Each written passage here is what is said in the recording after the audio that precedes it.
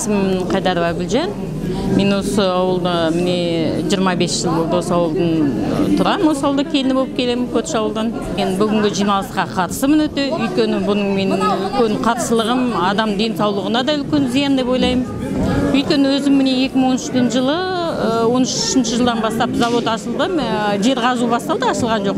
Содан бастап мен міне рак ауруымен ауырып келе жатырмын. Әлі күнге дейін осы соның зардабын көріп, сол онкологиялық тіркеуде тұрмын. Сондықтан мен бұл заводтың ашылуына, цианидпен жұмыс істеуіне қатысымын. Өйткені адам денсаулығына да, экология бойынша да бәріне зиян келеді деп ойлаймын. Бұның зияны ертеңгі күні біз оны қатысып тұра алмайтындай зияны шегеме деп ойлаймын адам баласы. Мен сондықтан ешкімнің ауырғанын, ешкімге зиян тимегенін қалаймын. Сондықтан бүгінгі қорытындының бір неше жыл болды, міне 2,5 жылдан асты ма, міне ешқандай қорытынды шығара алмай тұр. Бір қорытындының шешімін таба алмайтын, бұл не деген жиналыс болып кеткенін білмеймін. Сондықтан бүгінгі жиналыстың да бір қорытындысы жоқ, шешімсіз, ешқандай шешімі жауабы жоқ қорытынды деп санаймын.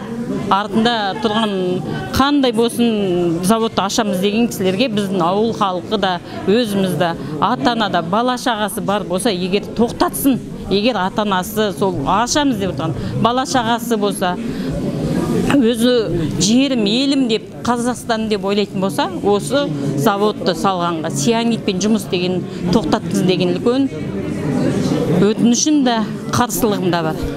Мен есім Байболов Дәулет болады. Осы ауылда туып өскен азаматпын. Іргеде міне тауды жарғай жатыр, суды улағай жатыр. Халық болып міне жан-жақтан жиналған жерлестер, ағайындас, туыс шырағаттар бәріміз қолдап, жерімізді қорғап жатырмыз. Өйткені ата-бабамыз осы жерді қылышпен, найзамен қайтарып алған жері. Сондықтан мына халықтың айтар сөзі мына комбинат салынбасын деп жатыр. Өйткені бұл комбинаттың қалдықтары мына Күршім өзеніне құйылып, Мұқым Шығыс Қазақстан облысының бұлғағай тұр. Сол біз қорғап жатқанымыз осы Шығыс Қазақстандағы ағып жатқан Күршім өзенін қорғап жатырмыз. Өйткені Күршім өзенінің бойында қаншама халық тұрады, қаншама ауыл бар.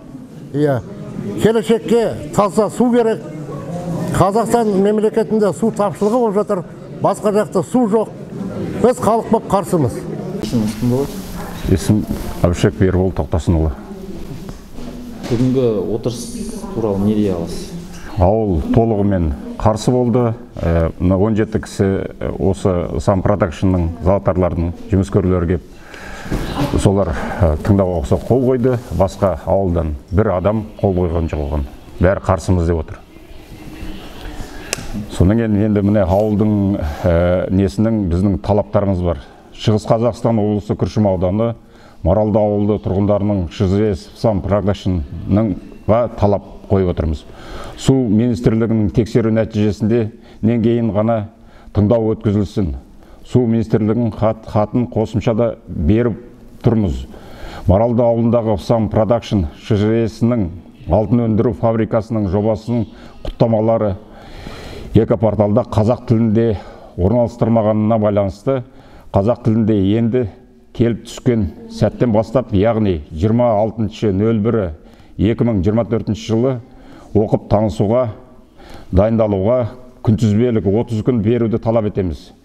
Жобасы экопорталды орыс тілінде ұсынылып қана қоймай, пікір қосу функциясында өшірілген. Ол заңға қайшы. Тыңдауға жоба инвесторының келуін талап етеміз.